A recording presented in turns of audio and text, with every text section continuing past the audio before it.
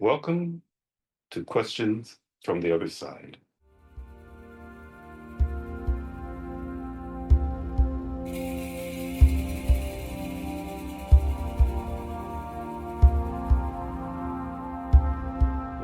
Okay, now this one here. Oh, this is one where they were asking if there were any stupid questions. Okay, so this one says, "Are there any stupid questions?" Oh, you asked that one. If they're Yeah, sincere, yeah, no, there's not a stupid question. There are no stupid yeah, because it questions if said, you're yeah, sincere. yeah, it says, yeah, because it says, "Are there any stupid questions?" If backed by sincerity. No, then it's not a stupid question. It's somebody who really sincerely wants an answer to a question. Yeah, yeah, And yeah. and they do this to frighten people into not asking questions because I don't want to Uh-huh. be asking, I don't want to ask a stupid question because somebody probably reacted to a question that they asked. Uh-huh. Uh-huh. And they'll do that to children who are, those who basically end up evolving into a place of being childlike, or as a children, as a child supposedly, because there's a lot Uh-huh. of children who are born, so-called children who are born in, and they remember past expressions, a number of them, Uh-huh. or they're very comfortable when they see an entity walk into their room because they haven't been taught to be afraid of them yet. Interesting. Yeah. But Very can you read it again, interesting. though? Can you read the question again, though? Because when I started going in that direction, I kind Uh-huh. of got off the path of what the question was about. Oh, Oh. stupid questions, right? Had to do with stupid questions. All right. Yeah, yeah. It says, "Are there any stupid questions?" Yeah. If backed by sincerity. Yeah. So I guess I did answer that. Yeah. There are if Yeah. if you're sincere, but I was just talking about how the system would have someone thinking that there's stupid question, but he wants to feel like, yeah, if I'm excuse me, if I'm sincere, how can my question Uh-huh. be stupid? If I don't Uh-huh. know something, how am I going to know if I don't ask?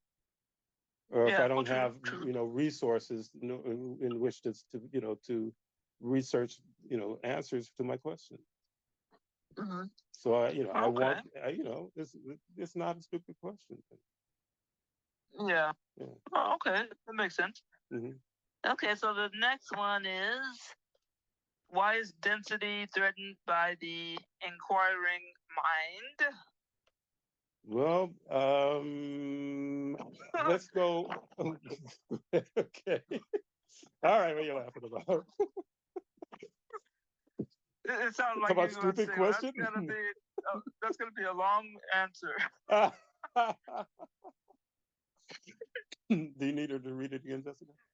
You can read it again for Jessica. Oh, the other Because one, I forgot half of it. Go ahead. Oh, you mean the stupid one? No, Repeat that one. yeah, this one. Huh? Yeah, you can read the one that you just read over again. Because Jessica's Oh, writing it down and she wants you to read it one more time. okay, the density one. Yeah, Okay. yeah, I think. Yeah, she said yes, the density one. Oh, okay.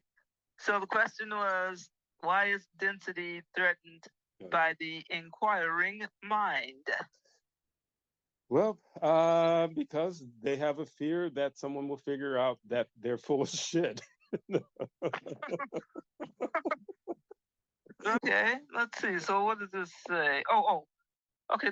They're just commenting on something that they set up here. Okay, which is, okay, what are they saying? Okay, so here it is. They said, um, it's like a long kind of question and then like a story or something. But it was, so this one says, why do some individuals feel the need to try to step into other dimensions or realities just to tell those, individuals that their existence is wrong, or that they are living wrong based on the human viewpoint, or belief system? So then it says, would you want some stranger to knock your door down, come to your house and knock your door down, track mud on your nice clean carpet, stand in your face and tell you that you're wrong and you're dirty and your house is dirty and your carpet's dirty? And then it says, so then the person says, okay, well, you just left a trail of mud tracks, in my place and dirtied up my carpet.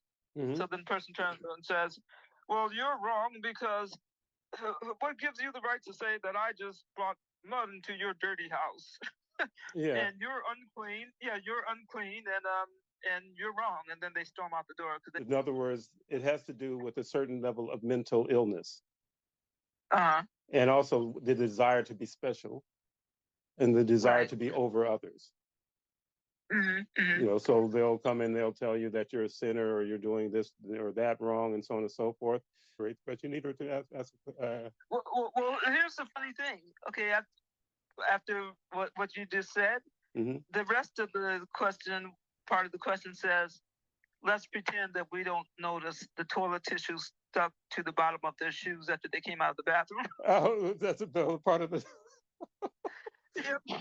Well, I think also with part of Yin of Yin, he never really, there's a control over all, you know, individuals on the planet, so control over everybody, so control over those who are melanated and so on and so forth, where they wouldn't literally actually announce what I just said. I said, well, you know, what's the issue with these individuals, you know, being so-called scantily clad in your mind, but basically, you know, dress the way that they dress.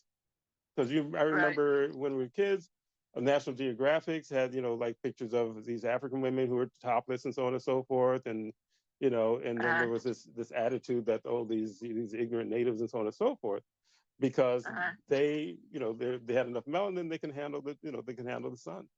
And why trust up if you don't have to? There are certain areas of Africa where they wore, you know, more clothing, but it had to do, I believe, with where they live, and having to do with the weather as to, you know, what kind of clothing they decided that they, you know, was practical for them. So even in the, you know, in the rainforest, you know, there are those where you see where these guys are wearing nothing but a string or something around their waist. But that's because there was no sense of shame in their physical bodies. I remember there's a guy that was from, I think he was from Colombia, that I met some years ago in New York. And he was talking about these guys doing ayahuasca.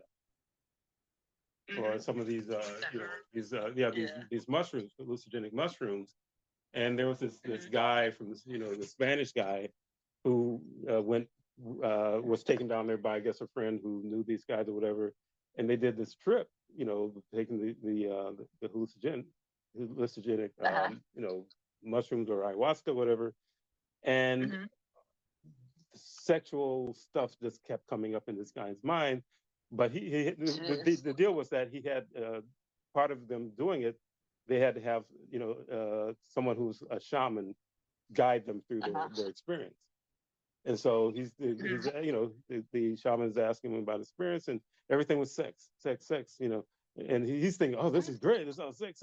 And the shaman said, there's something wrong with you. Yeah, that's, you know, that's not, you know, to be so immersed in that. He said that's not natural. But part of the West is this whole selling of sex, so that everything they do, so much music and so even, you know, just pretty much anything you watch, there's something having to do with selling the whole concept of sex. Right. And also that, you know, either it's through manipulation through observation or experiences by others who are contaminated by the over sexualizing of everything, where you end up with this rampant sexual issue that goes on, and where I would say more, you know, raping going on in these types of city type places, or so-called civilization, whatever, which behaves more. That would be an insult to animals, so I'm going to say more animalistic, but behave more distorted than individuals who grew up in these, you know, these areas where they're isolated from so-called civilization. Yeah. This question, they said, some people used to talk about lying on their backs on the grass and watching the clouds.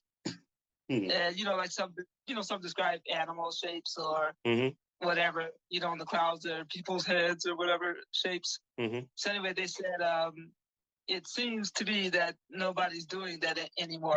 Why do you think that is? Well, if it's been recent, probably if when the sun comes out, it probably burns them to a crisp. But actually, well, I mean, he's not present, so I would ask, what his question is about. What is, did he feel like there was something to people laying on their back looking Well, at the funny that, clouds?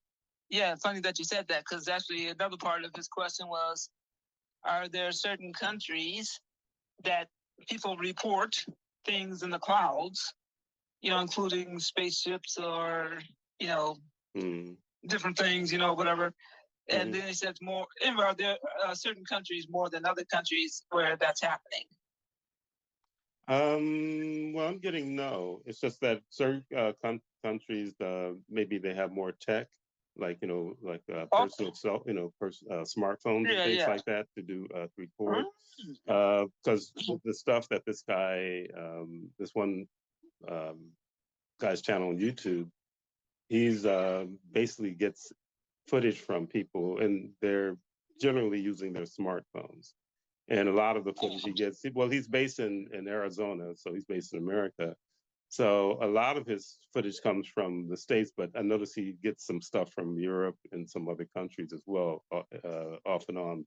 But mostly he's getting a lot of footage from the States. But with that said, when I look into it, I get that the same amount of activity is going on everywhere. Oh, Yeah. okay.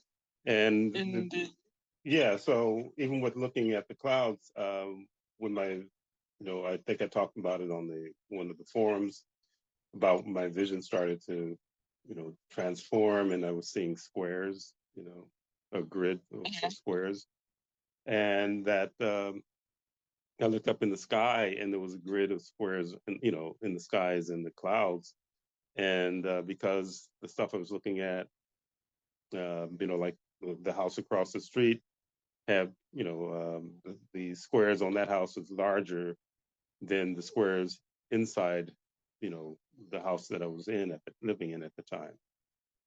So the closer, I was to something, to a surface, the squares would get smaller. So I think I was saying that it's like an elaborate hologram, and it probably, if it were something that they could actually do in the Matrix, they might even name it something else other than a hologram. But it's like an elaborate hologram, really, but but not a hologram, if that makes sense. So even when they're looking in the sky, just as periods of times when we looked in the sky, you see something moving around up there, like a craft or something of that sort. I'm not exactly sure how that works, but all of that stuff was inside of the dense grid. So with me talking about it, I'm actually realizing that I don't have as much information as I'd like to have on it, and I think that it'll come. It'll come with time. Yeah. Okay. Yeah, but again, he wants to know why people aren't laying on their backs looking at the clouds. Also, one of the things that's happened has to do with the times that people are they're not always, they've been talking about people staring at their phones a lot most of the time. Yeah, they always talk about somebody like distracted, just looking at their phones all the time. Surfing the internet all the time, or or checking up on people or whatever. Yeah. Yeah. So I think some of that. Yeah. Go ahead. Yeah. Now the funny thing is, it turns out that there's another part to the other part, but it's almost like you guys are. I don't know how to explain it. Okay, because there was a couple other questions where, you would say something, and then on down the road, somebody will have asked the very question, that you have the answer to. Yeah. Mm-hmm. So it's almost like they're thinking, I guess the questions, I guess by the time the question got through, Mm-hmm. You had already answered it. Oh yeah. So this one said, it's funny because this one said that, as far as like the clouds, people seeing stuff in the clouds or whatever. He even said, well, I'm not saying he, but anyway, this individual said that if there is such a thing, like there was more activity in certain countries, even though you said there's an, he was saying that, is it because of vortexes or energy circles or energy moving or technology? Funny that he said technology, and you said technology too. Yeah, that's the distraction. Yeah, that's distracting, people, or as they call them, mealworms. Mhm. But again, when I see it, and from what I see when with my vision, the light grid is built around the whole planet. So, in other words, I don't know if they're equally, all the vortexes or the doorways are equally spaced, but they seem equally spaced to me when I see the one that looks like there's one that looks like a geodesic dome type situation, which means when you see the geodesic dome, all the points of connection are pretty much the same distance or similar distance or similar pattern.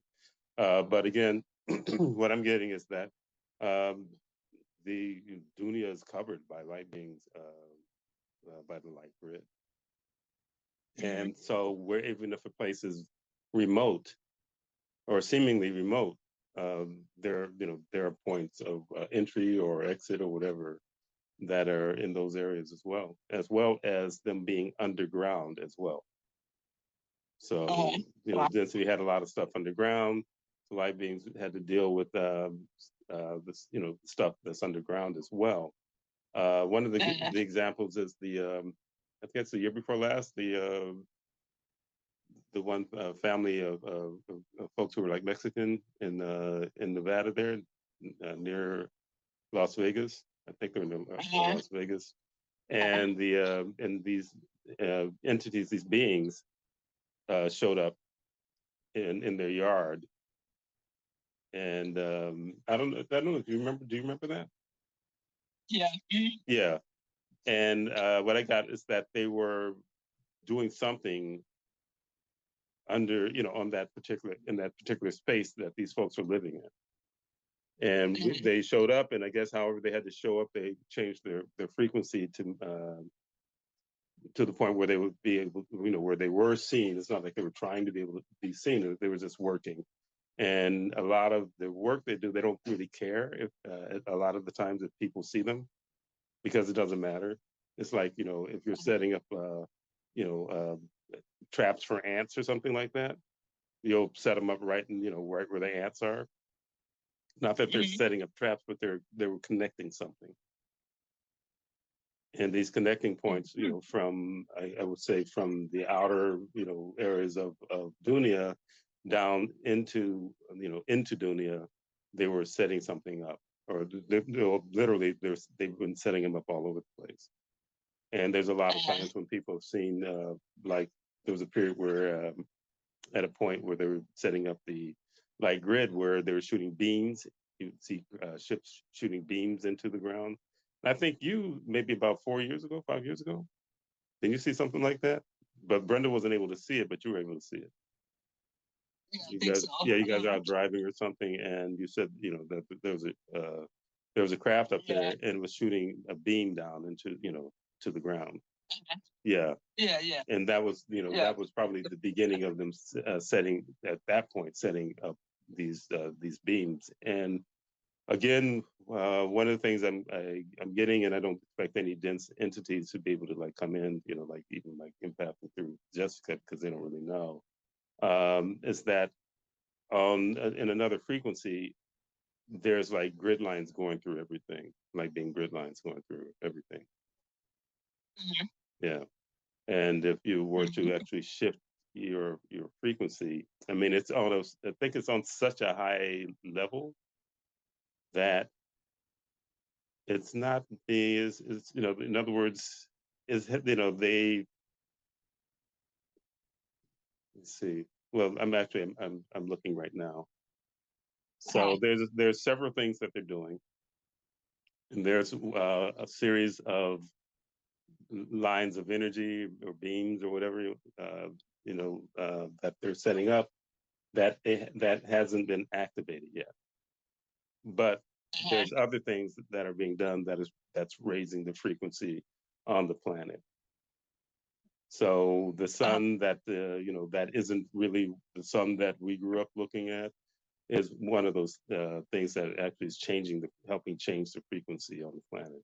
And also when they start to double suns and triple suns and so on from time to time in the sky, it also messes with the psyche of the humans on the planet, because they're hardwired through going to school to believe that the solar system looks like what they say it looks like in school.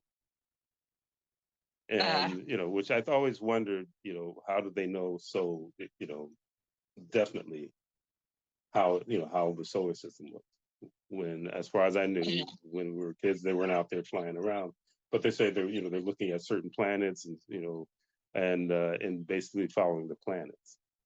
Now, the one they talk about the most about seeing, which is Mars, at a certain point where you'll see, would see a red planet, or a red, look like something reflecting, or a star, but it was a planet, according to them. I hope that you find it interesting. Thank you.